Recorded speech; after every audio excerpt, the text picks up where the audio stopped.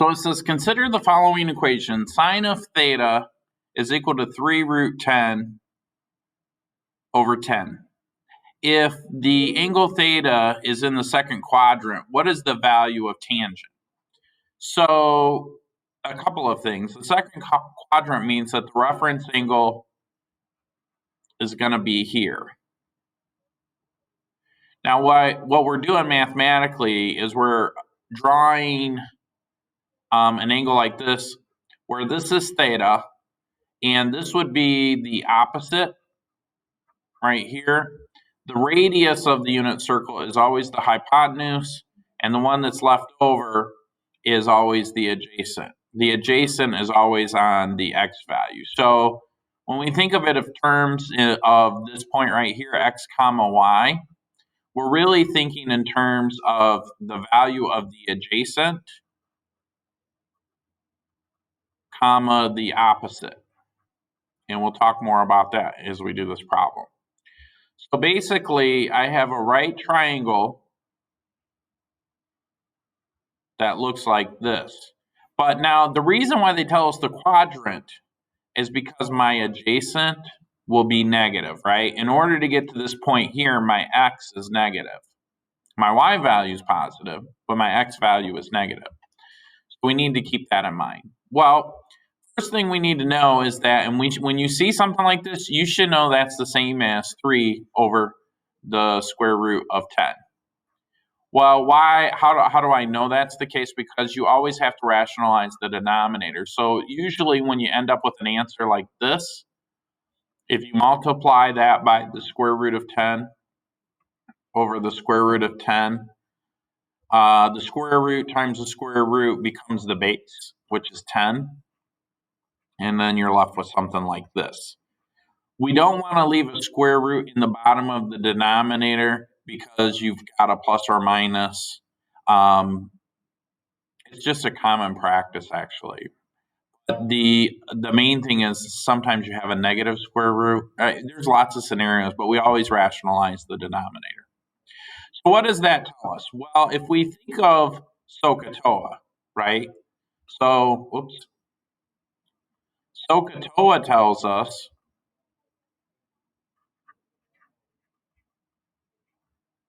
the relationship. So, how do I word this? Trig values are really just 2 of the 3 sides of a right triangle. In other words, sine of theta is equal to the opposite over the hypotenuse. Cosine of theta is just the adjacent over the hypotenuse. And then tangent of theta is just the opposite over the adjacent. So when I label this, this is my theta, and this is the opposite. This is the hypotenuse. Now, how do I know those? Remember that the hypotenuse is always across from the 90-degree angle.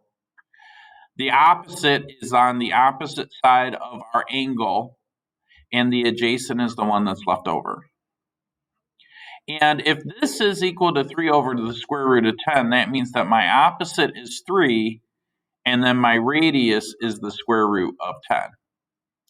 So this is equal to 3. This is equal to the square root of 10.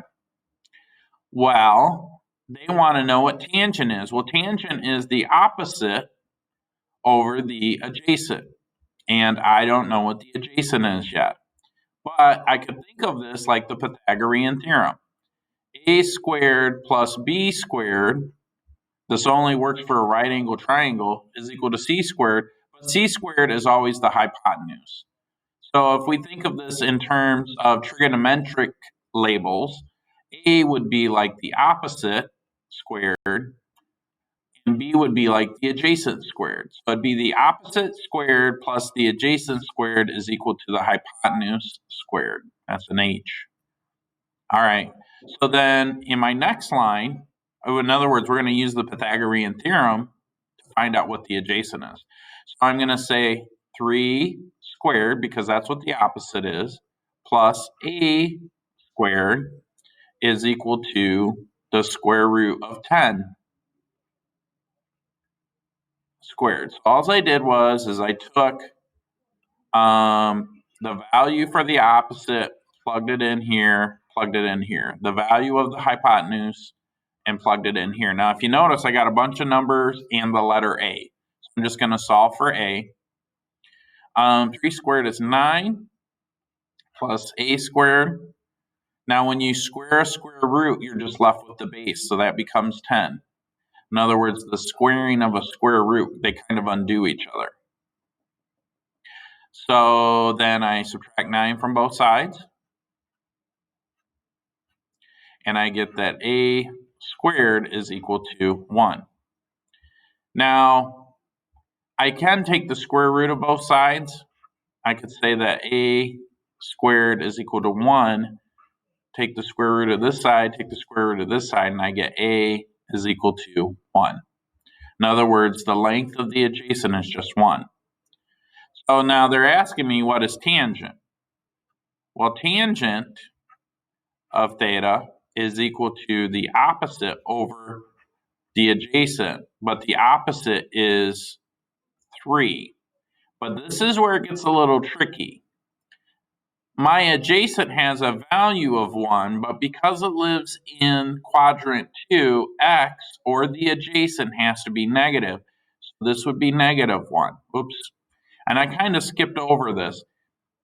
Remember that when you take the square root of something, it's plus or minus, because negative 1 squared is negative 1 times negative 1, which equals a positive 1, and then 1 squared is just 1. So when we take the square root of 1, there are technically two solutions. A could be a positive 1, or A could be a negative 1. And so the clue that they give us by telling us that this triangle lives in the second quadrant lets us know that we want to look at the negative solution. So this is really 3 over negative 1, which reduces to negative 3. And so that's the answer. That's it.